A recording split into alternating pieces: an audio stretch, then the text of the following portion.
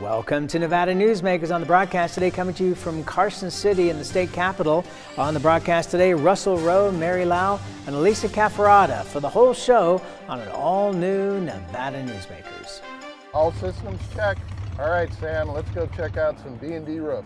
Hey, Ken. From up here, you can really tell the difference a quality D&D roof makes. You're right, Sam. With our experience, knowledge, and staff, nothing compares to a D&D roof. Hey, look down there. It's our D&D roofing crew. I'll bank the plane so we can get a closer look.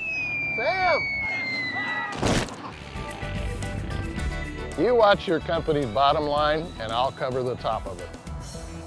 Nearly 200,000 Nevadans work in retail businesses, supporting families and the community.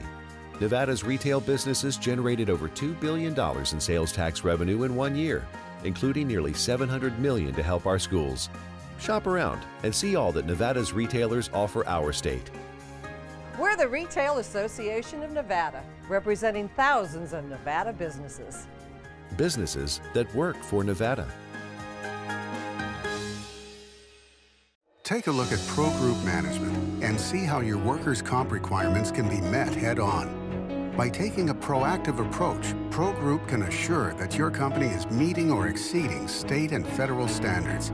As you move forward in your industry, Pro Group moves with you, simplifying regulatory tasks, clearing the way so you can get the job done and look to your future success. Pro Group Management, workers' comp that works for you. Early in the morning or throughout the night, professional truck drivers are on the job, serving you, safely moving freight that's crucial to our economy.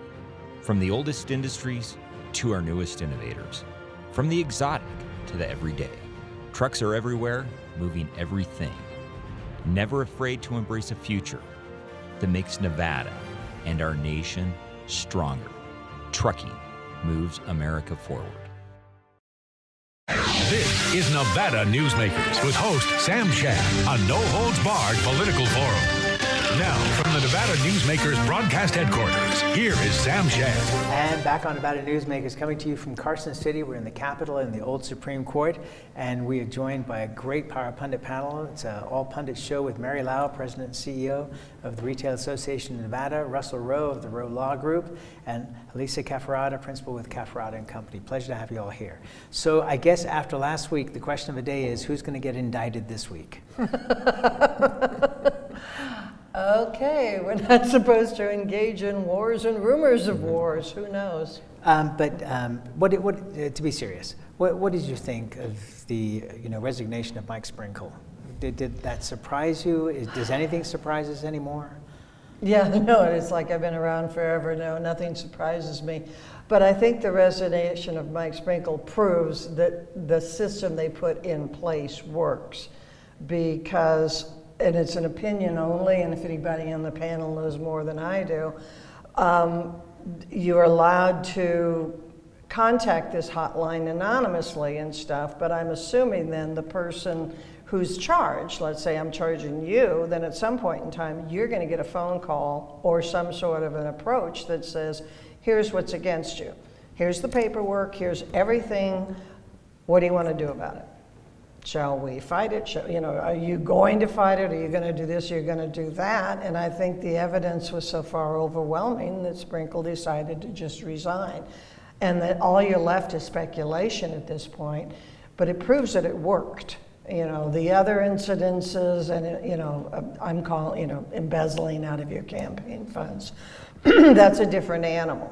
And, there's no comparison between Calvin and Sprinkle. But in case of, I'll use #MeToo, it's become popular now, it worked. Elisa, obviously Mike Sprinkle was heavily involved in healthcare issues. Yes. They named it Sprinkle Care after him. Who do you see picking up the pieces and moving forward with this now? I know they're having some discussions about how that committee moves forward. They've actually put a couple of hearings on, or rescheduled a couple of hearings so that they could get new leadership in place.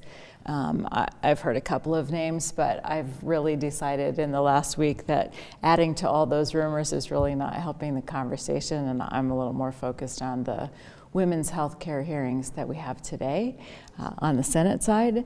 So I think they'll get it figured out once they get the appointment to fill that position. Then they'll see that person's strengths and be able to plug them into the system. We'll come back to that, but I just wanted to hit another couple of issues that have hit the news here. One is that corporate raider Carl Icahn has bought up nearly 20% of the shares of Caesars Entertainment, demanded seats on the board, and thinks the company should be broken up and sold. Your thoughts on that, Russ? Yeah, it's a bit concerning. I think we've talked about this before, Sam. You know, there's a lot of benefit to having consolidated companies on Las Vegas Boulevard and being able to leverage assets and reinvent itself when the city needs to be reinvented and bring those resources to bear. A corporate raider comes in for the sole purpose of pulling money out of a company and breaking it up. I'm not sure that's the best thing for the city. Then again, there's a lot of individual properties within Caesars that have really gone down. Some of those properties are in such bad condition that it's very difficult for someone to come in and buy them just because they're going to have to drop 10, 20, 30 million just on tenant improvements alone to trying to get those up to par. That's just not a good thing for a resort community to be facing. The other thing is that it's been very interesting over the last couple of years is that El Dorado Resorts, which started out as the El Dorado, one property in Reno, then became 3 properties, is now, I believe, the 3rd largest regional gaming company. Every time that there's a discussion about properties being available on the Las Vegas Strip, El Dorado Resort's name comes up. And one of the points is that they would not want to just buy one property, they would need to buy multiple properties to be able to serve their customer base. Do you agree with that thinking? Yeah, well, to some extent. I mean, the regional gaming operators, especially those with local resorts, you know, neighborhood casinos in Las Vegas, they're always looking at entering the market on Las Vegas Boulevard. I'm not so sure whether it's an El Dorado or a Boyd or a Stations necessarily needs to buy more than one Las Vegas Boulevard asset to be relevant, given the other properties that they have. But I think it's a good thing for those companies to get a footprint on Las Vegas Boulevard and broaden their base. I think that's good for the Strip overall. And Mary, the talk now is, over the last week or so, has been the MGM with their stock price. May be in a position for somebody to come in and take that over. Yeah, MGM is vulnerable to a takeover because of they're leveraged, you know, and what they've got outstanding and stuff. But there's also a gentleman out of, I believe, Israel now that's coming in and buying up some Strip property that opposite Mandalay Bay. Yeah, and that ironically, we were just in last weekend, or not this immediate, but before that, talking about that stuff needs to go because it looks like junk, and now that's going. So it'll be interesting. We were talking before the show on how Wynn bought MGM bought all the Wynn properties and stuff, so it's vulnerable to a takeover and then separation of that into different areas too. So it's influx, and Vegas is growing again. You've got the Sphere coming in, you've got Resort Worlds going, SLS is finally seeming to get things together, and I don't know, I think it's another exciting time. It is, but actually what's just as interesting to me, speaking of El Dorado, is what's going to happen with the Reno gaming market. Is it going to come back? Will there be reinvestment here? Will there be a continuation of transitioning hotels to residential condominiums? I think it'll be interesting to see what happens. Personally, I think those days are gone. I think that the Reno gaming market, or I should say the tourism market, because the whole industry has changed from just gaming, even though the numbers for gaming are much higher, around 60% for the Northern Nevada markets versus 30% or so in Las Vegas. But Grand Sierra, the El Dorado has 4,000 rooms in downtown Reno. 500 of those rooms are being used by employees of Tesla. And Atlantis and Peppermill seem to be thriving. And if they expand the convention center, I think that you're going to see other gaming companies from Southern Nevada coming into the market, to be named later. More growth for Reno. I think so, like we need it. Let's take a break, more when we come back. Tamarack Junction is South Reno's hotspot with over 450 of the latest slots and video games. Sully's Sports Bar, the Dining Car Restaurant, William Hill Sportsbook, and the Tamarack Steakhouse and Lounge. We're just north of the Summit Mall in South Virginia. Ahern Rentals began as Signal gas station on Las Vegas Boulevard. Founder John Ahern grew the business by offering rentals. His son Don built on John's legacy, growing Ahern Rentals into the largest independently owned American rental company, with 89 locations in 30 states. Don also brought his experience and vision to equipment manufacturing with Extreme Manufacturing and Snorkel. Today, Ahern Rentals continues to bring its family values to a new generation. Learn more at ahern.com. Hi, I'm Eric Robnett, owner of Home Energy Experts. Has this ever happened to you? Honey, did you remember to turn down the thermostat? Forgetting to set the temperature? Not fun. We can help. Our new smart thermostat keeps the temperature set for your comfort all by itself. I'm feeling hot now. To increase your comfort, go to homeenergyexperts.com for details. That's homeenergyexperts.com. The signs and symptoms of cataracts can start out small with subtle changes in your vision.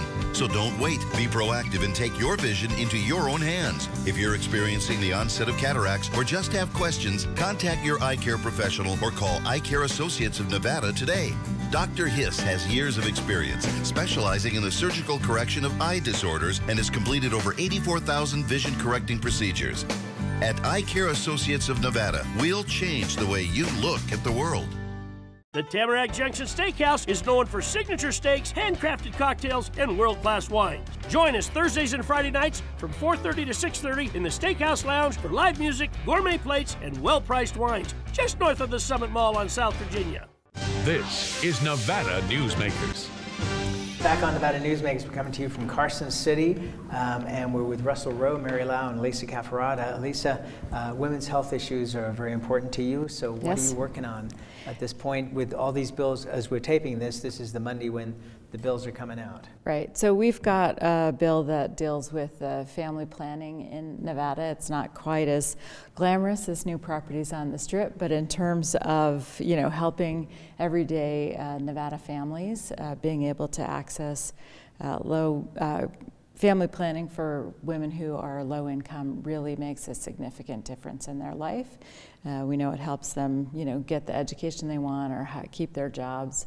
So it's really a great bread and butter issue that we're working on. And then we also have the Trust Women Act, which is basically going to clean up our statutes so that they reflect the current legal and medical practice around abortion care in Nevada. So those are two really important bills that deliver on some important promises that the governor made during the campaign.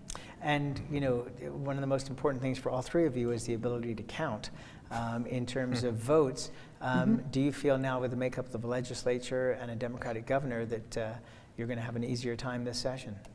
You know, I have always worked very hard to get bipartisan support, and the family planning bill that we had last session passed with both Republican and Democratic votes. So I think women's health care is a bipartisan issue.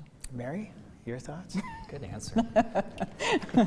I don't know. I mean, I'll wait and see what the language looks like and everything else, because I have very deep personal opinions on this, so that exceeds some of Elise's philosophies and stuff. So, you know, I don't think abortion's a family planning.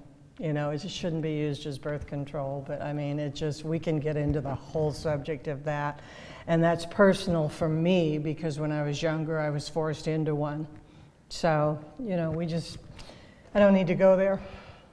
Okay. Right, and just to clarify, we have never classified abortion as family planning. It's a specific type of health care that should be available for the women who choose it. And the question of coercion is going to come up in the hearing today, I know, because our opponents consistently bring up this argument. And I am sorry to hear about your experience, and I don't think women should be coerced into either choice, not having an abortion if they really want it, or ever having to have one. And so I'm really sorry that happened to you. And I understand your position. Let's take a break and we'll be right back. Dimitri Prine here for Design Outdoor. At Design Outdoor, we specialize in all hardscapes, pavers, and walls you'll need for everything, from wonderful small yards to full-blown outdoor living. And we only refer the best contractors to make your vision a reality. Our store and backyard are located at 11600 South Virginia, just north of DeMonte Ranch Parkway. Visit designoutdoor.com or call us at 851-9499. I'm men's rights attorney Marilyn York, and because I represent men in all family law matters, women often call me gender traitor, woman hater, and even disgusting. So why represent men and target myself with these offensive monikers? It's simple. Children with fathers in their lives are 6 times less likely to drop out of school, 15 times less likely to go to prison, and 5 times less likely to commit suicide. So ladies, you can hate me, but please love your children more than you hate their fathers. Hi, I'm Dave Newman. Remember me? I used to be the house detective, and now I'm a realtor, full-time at RE/MAX Realty Affiliates. A lot of people ask me, how's the market? You know what? It's fantastic. If you're even kicking around the idea of buying or selling, give me a call. Let's talk about it. Call me at RE/MAX Realty Affiliates and just ask for the guy who used to be the house detective, Dave Newman. Everyone is talking about opioids, but they're not the only drugs that can be harmful if taken in large quantities or not as prescribed. You also need to be aware of side effects from anxiety drugs, muscle relaxants, sleep aids, and stimulants. Mixing prescription drugs with other drugs or alcohol can be dangerous. If you take an Ambien with a glass of wine, it may be enough to stop you from breathing. Prescribed drugs can be just as dangerous as illegal drugs. Take medications only as directed. This is Nevada Newsmakers. Back on Nevada Newsmakers, we have an all-pundit show going with Russell Rowe, Mary Lau, and Lisa Cafferata. Russell, what bills are you looking at to drop that are going to occur today that will cause you consternation or pleasure? That's a long list. Hold on, Sam. speak into the microphone. Yeah, exactly. Well, obviously there's some significant bills around minimum wage that are expecting to come out, and to see where that's going to go and how that's going to be handled. That'll, I think, be a significant issue to look at. Frankly, I'm a little surprised about how far we are along and waiting for so many bills to come out, but then when you go back and look at other sessions, it seems like this occurs every session. So I shouldn't be surprised, right, after we've done this for so long, but I don't know if there's an intentional effort to wait for so many bills to come out, and then as just an inherent mechanism to slow the process, and then really the important stuff rises up and gets done, and you don't waste so much time with smaller bills. But there does seem to be, I don't know, it seems a little different. Maybe it's all the resignations that cause the changes. Right. But, yeah. And I've gotten all the publicity. Interesting, Kentucky has a minimum wage right now of $6.50 an hour. Mm-hmm. So when we're talking about minimum wages here, it seems kind of interesting. Where does gaming feel that the minimum wage, if it is going to get a raise, and it seems it's going to get a raise, where would they be comfortable with that landing? I think they would be comfortable with a process that allows the gradual increase of the minimum wage. I think most businesses want to have that ability to predict and prepare and plan for it. Having the tip credit remain part of the legislation is important. Healthcare is, all those types of provisions need to be built into it. But I don't think I honestly think minimum wage is going to be anticlimactic this session. I think there's an understanding that there's needs to be a path forward, and that there's general agreement on a gradual increase to a certain number. What that number is going to be, I don't know, somewhere between 12 and 15 probably is my guess. Mary, it was interesting. I had a package shipped to my local Walmart the other day. Went in, and instead of collecting it in the back room as you used to do, you now go scan your barcode, and this giant machine actually delivers your package to you. So it seems like automation is already moving in to areas that were done by workers before. So are we seeing, because of the effects of these minimum wage increases across the country, that people are going to be not necessarily removed from jobs, but moved around in terms of jobs? Yeah, I wouldn't say it's a direct impact of minimum wage because it costs $1 or $2 to have that little piece of equipment deliver you your package and stuff. But I think it's a sense of automation is changing in all areas. We even have some automated gaming now, and we're going into video gaming and stuff like this. So the whole scope, the whole economy, the whole technology of our world is changing. I would say 5 to 7 years from now, we won't even know, we'll laugh about what we were talking about today as thinking we're on the cutting edge, because it's changing so rapidly that it is going to eliminate a lot of those jobs. I mean, you can call your grocery store, you can have it automated, dropped off, you can have it at the back of when you drive through that you just pop your trunk, they drop it in. You can shop and go where you bring your own cart, your container in, bags and stuff, and scan while you're doing it, and then take your phone and check out. Apple Pay kind of stuff. So it's going to be amazing, and those jobs aren't going to be available. But there is an opportunity to create new jobs, and just having the opportunity to represent Tesla and work with them on their K through 12 education programming around robotics that blends into the workforce development training that with TMCC and broader somebody's got to fix the robots. Well, not repair, software design. I mean, there's a whole slew of jobs that come in that are created as a result of it as well. It's just a question of whether we're going to train our workforce for that and provide those kind of opportunities. I think that's one of the areas the governor's focused on is CTE classes at the high school level, and then growing into college.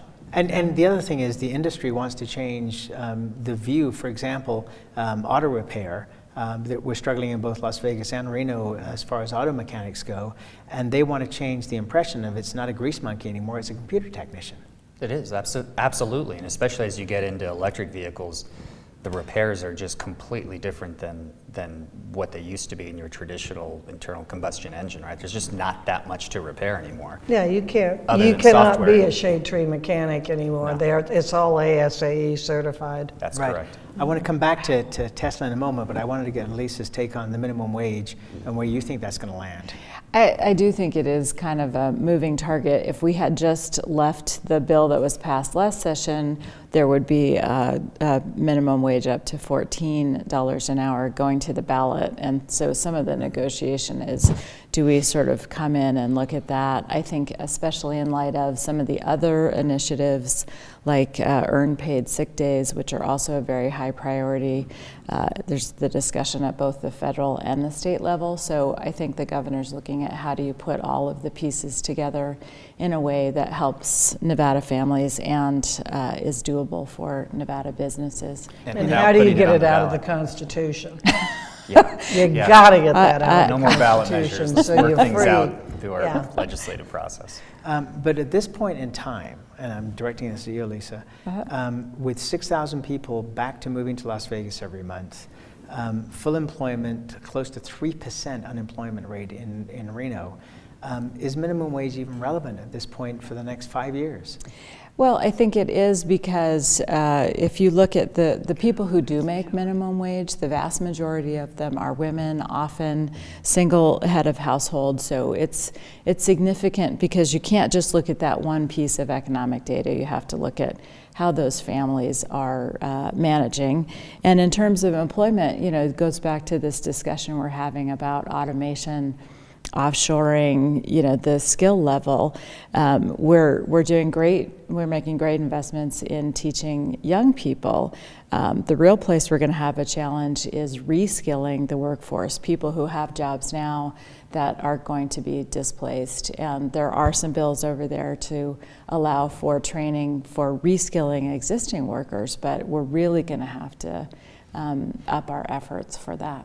Last word on this topic, Mary. Well, I'm just listening to Elise talking because we're having to find names for this now. Reskilling people. Reskilling. Yeah, right. I mean, we're moving so rapidly, and again, back to earlier comments on technology, that we're having to combine words, create words, and look at what we're doing and reskilling. I love that word. It's a whole new industry right there. There you go. Verbiage. Right. Mm-hmm. So let's talk Tesla. Okay. So the word this week is that there's the potential for them to actually manufacture SUVs in Nevada at the Gigafactory. Can you throw any additional light onto that? Well, that actually came out a few weeks ago on their last earnings call, where Elon Musk mentioned the expectation is that Model Y will be built in Nevada next to the Gigafactory. There's some moving parts into that and into how that decision will be made and timing. But I'm a believer that Nevada will be an auto manufacturing state, which is tremendous. It'll happen to be on electric vehicles, which is even more wonderful because, look, Nevada has an opportunity to be a world leader in a completely new technology as the world transforms to electrification of the entire transportation system. And when it comes to job training, creating new skills, education, these types of transformations are going to impact not just the auto industry, but impact our entire economy. And we have a real opportunity to do something special in this state. The only thing that scares me is that my car is going to tell me that I left my sandwich in the refrigerator because they're talking to each other. Yeah. Did you want a quick last word? No, I want a quick question. Next to the Gigafactory, does that mean that it might be another factory built? Well, yeah, Just good a question, follow-up. right? I mean, it could be, the Gigafactory is only about a third complete right now, and already producing far beyond what the expectations were at a fully built out facility when they first designed it. So yeah, I think there's gonna have to be an additional facility right next door, which makes total sense logistically, right? Rather than having to transport batteries across the country to wherever you build the factory. You know, we'll see how that builds out. It also depends on infrastructure in northern Nevada, and you know, and whether the community wants to have more jobs. And that's where we have to leave it. Oh, food for thought. We'll be right back. Hi, my name's Marilyn Miner, and I'm sure you'd agree that Nevada's a very special place to live. I was born here, and my husband and I have raised our family here. I feel it's a privilege to live and work in the Truckee Meadows. I especially enjoy helping my clients reach their real estate goals. Sometimes the smallest details provide the greatest satisfaction.